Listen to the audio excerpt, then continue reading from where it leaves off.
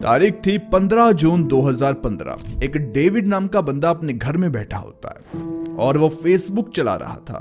Facebook चलाते चलाते उसे अपनी एक फेसबुक फ्रेंड डीडी की पोस्ट नजर आती है और पोस्ट पर लिखा हुआ था डैड बिच इज डेड। अब ये पढ़ने के बाद डेविड बहुत ज्यादा हैरान हो जाता है, लेकिन तभी डीडी की एक और पोस्ट उसके सामने आती है और उसमें कुछ और अजीब चीजें लिखी हुई थी।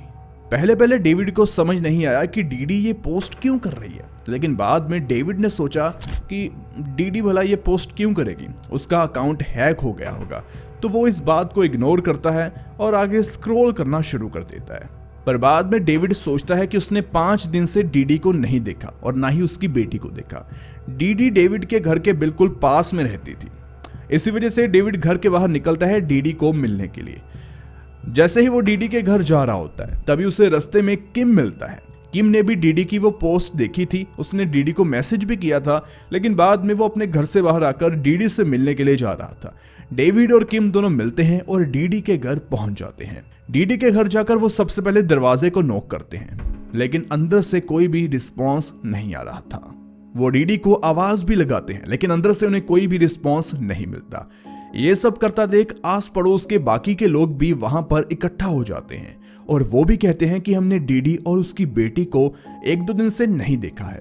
अब बार बार दरवाजे को नॉक करने के बावजूद भी, आवाजों को लगाने के बावजूद भी डीडी का रिस्पॉन्स अंदर से नहीं आ रहा था। तब उन्होंने सोचा कि शायद डीडी का अकाउंट हैक हो गया होगा, उन्हें इतनी टेंशन लेने की जरूरत नहीं है और डीडी अपनी बेटी के साथ हॉस्पिटल गई होगी। ये सोचकर सभी अपने अपने घर जाने लगते हैं, लेकिन तभी किम डीडी की गाड़ी को पार्किंग में देखता है। अब यहाँ पर ये देखकर सभी हैरान हो जाते हैं, क्योंकि डीडी कभी भी अपनी बेटी के साथ अगर बाहर जाती थी तो गाड़ी में ही जाती थी, क्योंकि उसकी बेटी व्हीलचेयर पर थी और बेटी को छोड़कर वो अकेली कहीं जाती नहीं थी। इसका मतलब दोनों माँ और बेटी घर के अंदर ही हो सकते हैं, बाहर वो गए नहीं। अब ये सब कुछ होने के बाद कुछ लोगों ने पुलिस को भी इन्फॉर्म कर दिया था। पुलिस भी आ रही थी, लेकिन बाकी जो लोग थे वो सभी विंडो और दरवाजों को अच्छे से चेक करते हैं कि कहीं कुछ खुला तो नहीं और वो घर के अंदर चले जाएं, लेकिन उन्हें कोई भी दरवाजा खुला हुआ नजर नहीं आता। लेकिन किम को एक विंडो जरूर खुली हुई नजर आती है और वो विंडो के जरिए अंदर देखता है तो अंदर उसे व्हील चेयर पड़ी हुई दिखती है, लेकिन उस व्हील चेयर पर डीडी की बेटी नहीं थी। अब इतने में वहां पर पुलिस आ जाती है। पुलिस आती है, घर का दरवाजा खोलती है और घर के अंदर वो चले जाते हैं और साथ में बाकी के कुछ लोग भी अंदर जाते हैं।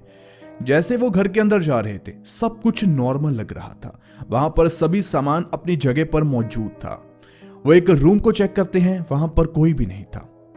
लेकिन एक चीज पुलिस नोटिस करती है कि घर का दरवाजा अंदर से बंद है, लेकिन डीडी और उसकी बेटी पूरे घर में कहीं पर भी नजर नहीं आ रहे थे। और ऐसे ही पुलिस ढूंढते ढूंढते पहुंच जाती है डीडी के कमरे तक। जैसे ही वो डीडी के कमरे का दरवाजा खोलते हैं, पुलिस के पैरों के नीचे जमीन खिसक जाती है। वो सभी लोग उस माहौल को देखकर दंग रह जाते हैं, क्योंकि डीडी के रूम में डीडी के बेड के ऊपर डीडी की लाश पड़ी हुई थी और उसकी हालत बहुत ही ज्यादा बद से बदतर। ये सब कुछ देखने के बाद लोग सोचते हैं कि ये सब क्यों, किसने और कैसे कर दिया। अब लोग यहाँ पर कोई रोने लगता है, कोई दुखी होता है, कोई हैरान होता है, लेकिन तभी लोग सोचना शुरू कर देते हैं कि आखिर डीडी की बेटी चली कहाँ गई, क्योंकि घर में 3 व्हीलचेयर मिली थी और तीनों पर उसकी बेटी नहीं थी। आखिर कौन थी ये डीडी और इसे किसने मारा और इसकी बेटी के साथ आखिर हुआ क्या, ये सब जानने के लिए हमें थोड़ा सा टाइम में पीछे जाना पड़ेगा।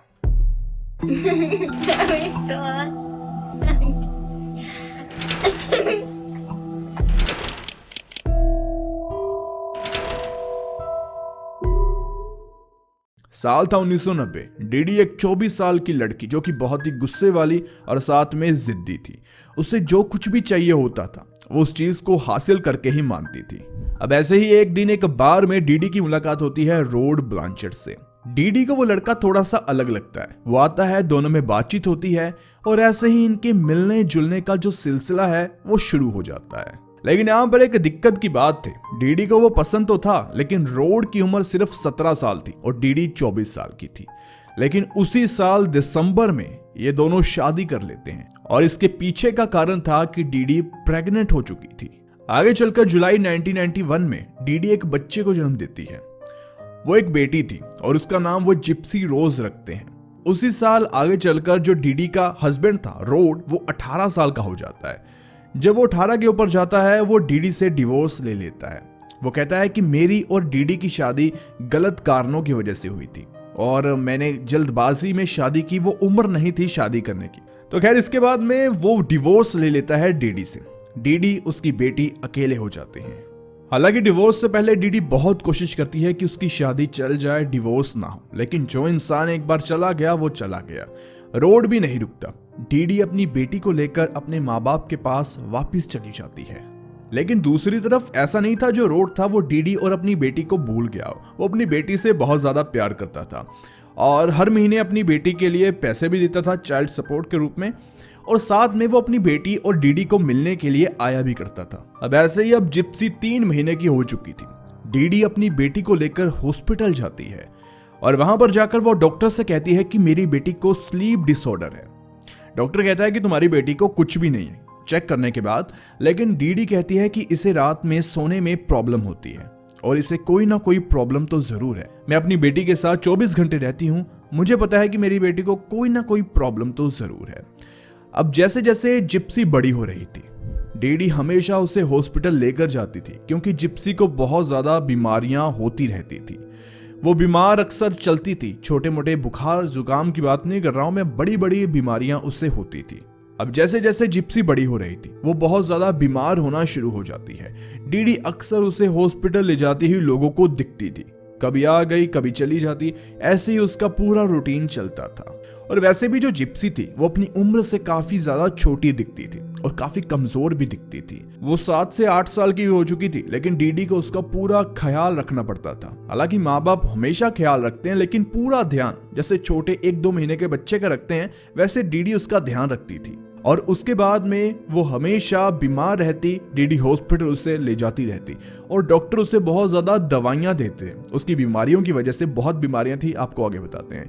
तो डीडी हमेशा उसे दवाइयां खिलाती, वो नहीं खाती। डीडी जबरदस्ती प्यार किसी भी तरीके से खिलाती, लेकिन वो हमेशा अपनी बेटी का ध्यान रखती थी।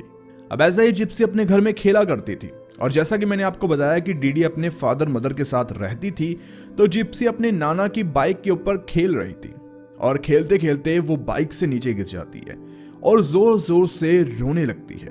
अब उसे रोता देख उसकी माँ डीडी आ जाती है और उसे फटाफट हॉस्पिटल लेकर जाती है। बाहर से दिखने में जिप्सी के घुटने छिल चुके थे और थोड़ी सी उसे चोट भी आई थी, लेकिन बाद में चेकअप के बाद पता चला कि जिप्सी को अब व्हीलचेयर का इस्तेमाल करना पड़ेगा क्योंकि उस समय उसकी लेग्स काम नहीं कर रही थी और उसकी रीढ़ की हड्डी में भी थोड़ी सी प्रॉब्लम आ गई थी, बस एक गिरने से ही। ये जो सब कुछ मैं आपको बता रहा हूं, ये अब आपको थोड़ा अजीब लगेगा, लंबा लगेगा, लेकिन ये समझना बहुत जरूरी है। अब इस सिचुएशन में डीडी की बेटी पहुंच चुकी थी, तो डीडी अपनी जॉब को छोड़ देती है और पूरा दिन अपनी बेटी के साथ रहती है क्योंकि बेटी व्हीलचेयर पर थी। स्कूल वो जा नहीं सकती थी, स्कूल से उसे हटा दिया गया। सारा दिन डीडी उसके साथ रहती। डीडी ही अपनी बेटी जिप्सी को पढ़ाना शुरू कर देती है। रोड भी अपनी बेटी के लिए पैसे देता रहता है और साथ में कुछ एनजीओस थे जो कि डीडी की हालत और उसकी बेटी की हालत को देखने के बाद उसे पैसे वैसे दे दिया करते थे। जिप्सी को अस्थमा था, साथ में स्लीप डिसऑर्डर था, देखने और सुनने में उसे प्रॉब्लम होती थी, खाने में उसे प्रॉब्लम होती थी। वो बाकी बच्चों के मुकाबले बहुत ज्यादा भोली और उसका आईक्यू बहुत कम था, मतलब वो चीजों को अच्छे से समझ भी नहीं सकती थी। उसके सर पर कोई बाल नहीं था, उसके दांत अभी आने की उम्र में टूटना भी शुरू हो गए थे। लेकिन फिर भी डीडी की हेल्प से और बाकी चीजों की वजह से जिप्सी हमेशा खुश रहती, हंसती रहती और कई तरह के कंपटीशन में वो हिस्सा भी लेती थी। और उस छोटी सी बच्ची के साथ हमेशा अस्थमा की वजह से जो ऑक्सीजन सिलेंडर होते हैं वो रखना पड़ता था और साथ में जो फीडिंग पाइप होती है खाना वाना खिलाने के लिए, वो भी हमेशा उसके साथ ही रहती थी। इस तरीके से वो इधर उधर जाती थी, डीडी हमेशा उसके साथ रहती थी। 28 अगस्त 2005। देखिए डीडी की लाइफ जैसे भी चल रही थी वो ठीक थी और डीडी खुश थी।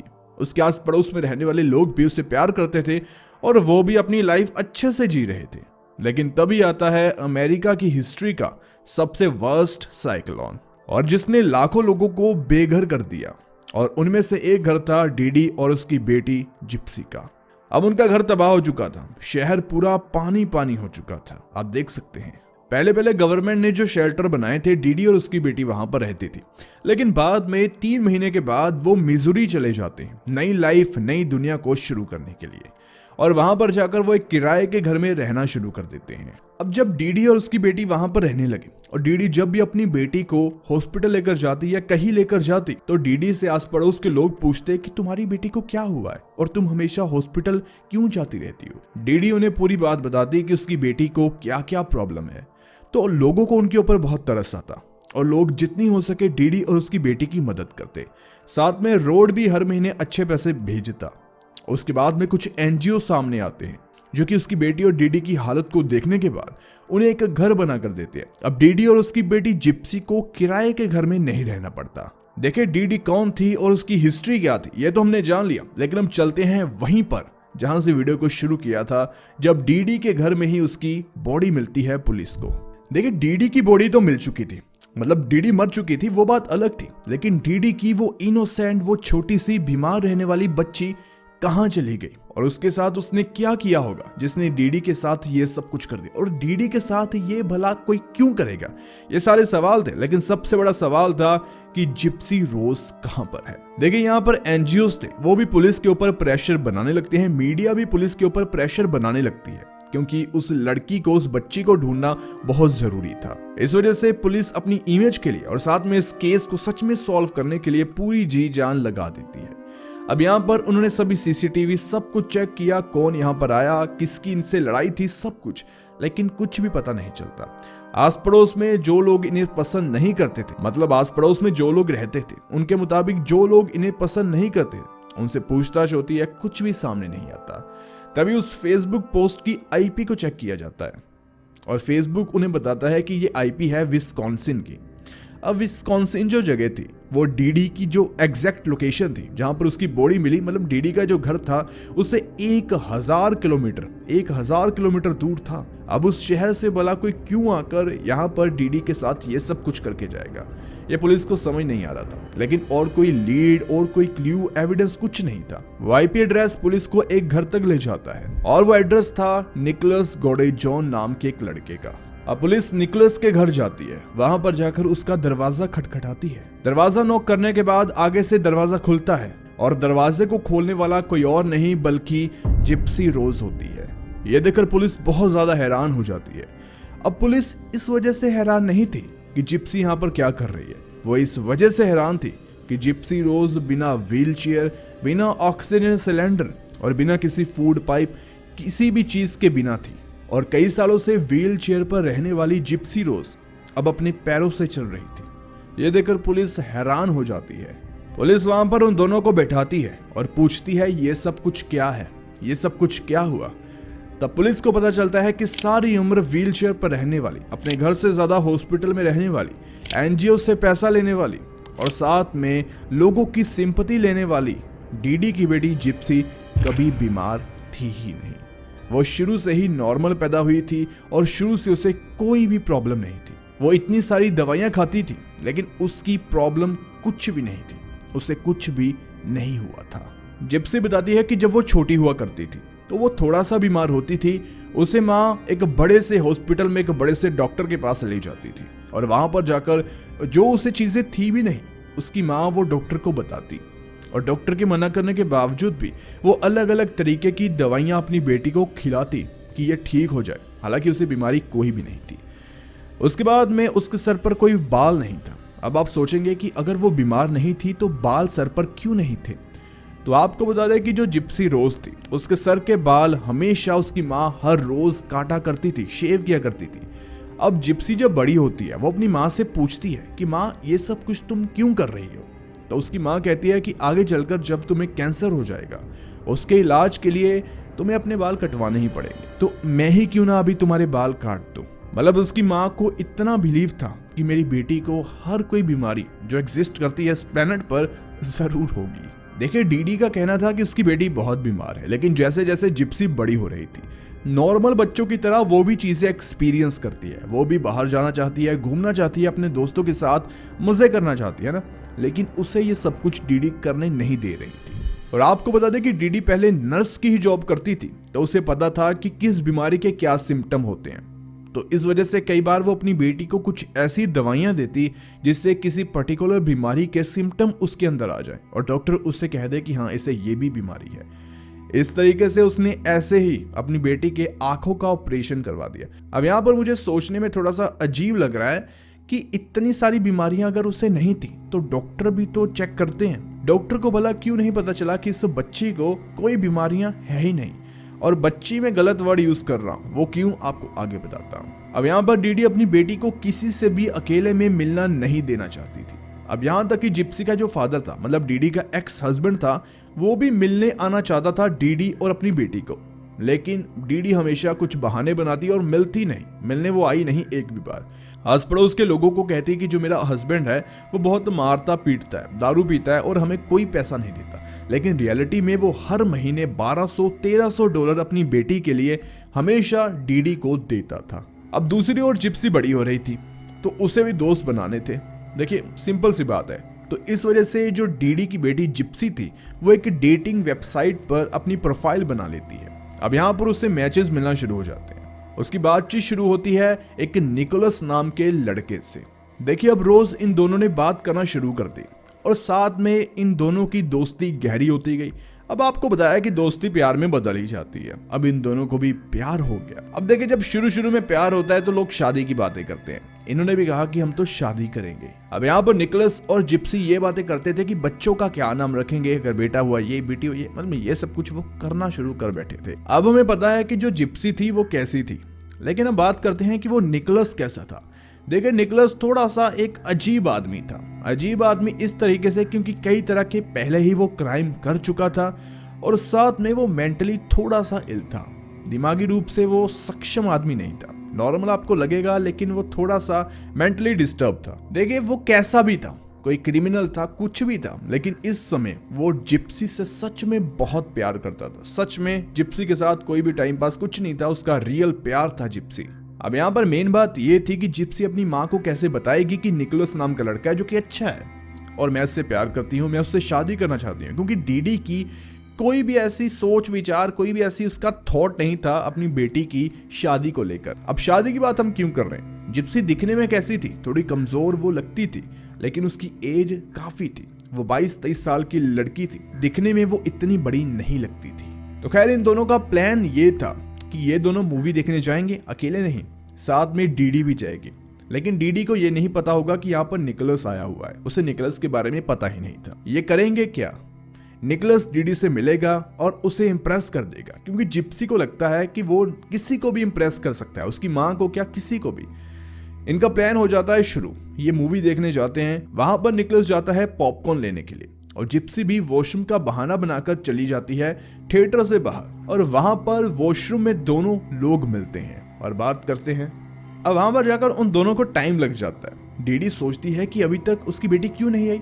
डीडी भी बाहर जाती है और वॉशरूम में वो अपनी बेटी को निकोलस के साथ देख लेती है। वो अपनी बेटी को पकड़ती है और बाहर ले आती है और निकोलस से कहती है कि आज के बाद मेरी बेटी के आसपास दिख मत जाना। और अपनी बेटी को भी कहती है, आज के बाद तुम घर के बाहर मेरे साथ कभी नहीं जाओगी। अकेले तो जाना बहुत दूर की बात, मेरे साथ भी कभी नहीं जाओगी, सिर्फ हॉस्पिटल जाओगी। इस तरीके से इनका प्लान खत्म हो जाता है, बर्बाद हो जाता है। अब निकोलस जैसे आदमी के साथ डीडी अपनी बेटी की शादी तो कभी नहीं करना चाहेगी। तो यहाँ पर इन लोगों का सामने आता है प्लान बी। प्लान कुछ ऐसा था। 10 जून 2015 को डीडी के सोने के समय के बाद निकोलस डीडी के घर जाता है। जिप्सी जाग रही थी, वो जाती है, दरवाजे को खोल देती है। निकोलस घर के अंदर आ जाता है। अब घर के अंदर आने के बाद जिप्सी ने निकोलस को कहा था कि क्या तुम मेरे लिए मेरी माँ को मार सकती हो, क्योंकि हमारे पास एक साथ रहने का और कोई ऑप्शन है नहीं। निकोलस उस समय जिप्सी से बहुत प्यार करता था। वो कहता है कि क्यों नहीं मार सकते। जिप्सी ही निकोलस को अपनी माँ को मारने के लिए जो चीजें उसने मांगी थी वो देती है। और उसके बाद में निकोलस जाता है डीडी के कमरे में और जो उसकी बेटी थी जिप्सी, वो चली जाती है वॉशरूम में, अपने कानों को ऐसे बंद कर लेती है ताकि वो अपनी माँ की वो चीखें ना सुन पाए।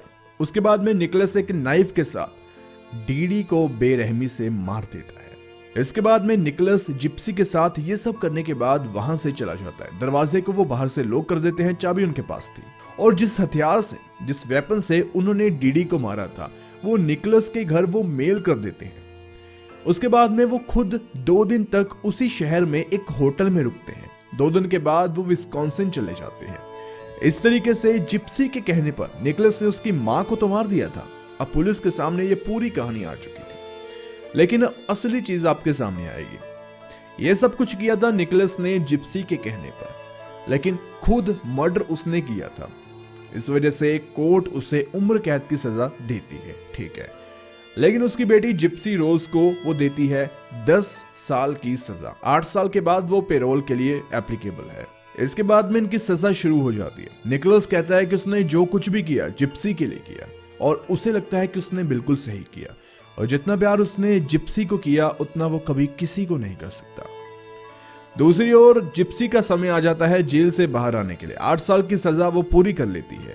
8 साल जेल में रहने के बाद जिप्सी रोज जेल के बाहर आती है। जेल से लेने के लिए उसे उसका फादर रोड ब्लांचर्ड लेने आता है, और साथ में होता है रायन एंडरसन। रायन एंडरसन कोई और नहीं बल्कि जिप्सी का हस्बैंड था। इन दोनों ने जेल में ही शादी कर ली थी। रायन एंडरसन एक प्रोफेसर था। आज के टाइम में जिप्सी के आप फॉलोवर चेक कर सकते हैं, स्क्रीन पर इतने हो चुके हैं। और जिप्सी वो लड़की है जिसने अपनी माँ को वैसे खुद तो नहीं मारा, लेकिन निकोलस ने उसकी माँ को उसके लिए ही मारा। भला निकोलस का उसकी माँ के साथ क्या ही लेना देना था।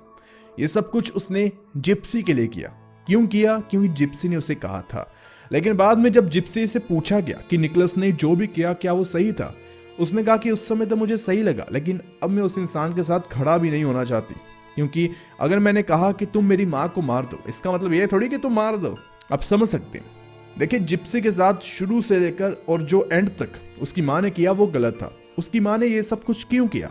उसके पीछे भी आती है मेंटल हेल्थ। उसकी माँ को भी एक मेंटल इलनेस थी। उस वजह से उसमें ऐसा होता है कि लोग अपने बच्चे को बहुत ज़्यादा प्रोटेक्ट करते हैं और उसे बीमार दिखाते हैं ताकि लोगों की सिंपैथी उन्हें मिल सके। लेकिन बाहर लोगों को प्रॉब्लम ऐसी है, मेंटल प्रॉब्लम बहुत ज़्यादा है बाहर। ये सब कुछ निकोलस ने किया था जिप्सी के लिए। लेकिन एक सोचने वाली बात है, जिस जिप्सी के पास एक्सेस है डेटिंग साइट का, जो जिप्सी अपने बॉयफ्रेंड के साथ बातें करती है, वो जिप्सी क्या पुलिस से या किसी एनजीओ या किसी हेल्प सेंटर से मदद नहीं मांग सकती थी कि उसकी माँ ये कर रही है, मुझे कोई प्रॉब्लम है नहीं? बाद में जब जिप्सी से पूछा गया क्या तुम ऐसा नहीं कर सकती थी, जिप्सी ने कहा कि मेरी माँ ने सबको बता दिया था कि मैं दिमागी रूप से ठीक नहीं हूँ और कोई भी मेरी बात नहीं मानेगा। मैं किसी के पास भी जाऊंगी वो मुझे सोचेगा ये 18 से कम है, तो वो मेरी बात सुनेंगे नहीं। पुलिस वाले मुझे अपनी माँ के साथ ही वापस भेज देंगे। अब ऐसा भी नहीं था कि जिप्सी ने कभी ट्राई नहीं किया। एक बार वो घर से भाग भी गई थी, लेकिन बाद में पुलिस ने ढूंढा और वापस उसकी माँ के पास उसे भेज दिया। माँ ने 2 हफ्ते तक उसे बेड के साथ बांधा रखा, खाने के लिए बहुत कम चीजें दी। एंड में जिप्सी ने यही सोल्यूशन अपनाया कि हाँ ऐसा ही कर लेते हैं। लेकिन दूसरी ओर आपको एक चीज बता देते हैं कि जिप्सी की उम्र इस समय 33 साल की हो चुकी थी। लेकिन जिस रात जिप्सी ने अपने बॉयफ्रेंड के साथ मिलकर अपनी माँ को मारा, उस रात वो उसे मारने की बजाय वहां से दोनों भाग सकते थे हमेशा हमेशा के लिए। हाँ, ये भी बात थी कि वो एंड में पकड़े जाते। जिप्सी जब जेल जाती है, जेल में जाने के बाद वो कहती है कि अब मुझे जेल में आकर पता चल रहा है कि फ्रीडम क्या होती है। आप इसके बारे में क्या कहना चाहते हैं? कौन सही है, कौन गलत है? लेकिन एंड में एक बात तो मुझे जो लगती है कि निकोलस ने क्राइम किया है, उसे अपने क्राइम की सजा मिली है, और जो उसके पुराने क्राइम थे वो भी काफी अजीब तरीके से। ऐसे इंसान को बाहर रहना नहीं चाहिए क्योंकि वो दिमागी रूप से ठीक नहीं था। उसे किसी ऐसी जगह पर होना चाहिए जहां पर उसका इलाज हो। लेकिन उसके साथ इस केस में जो कुछ भी हुआ वो थोड़ा सा गलत तो था।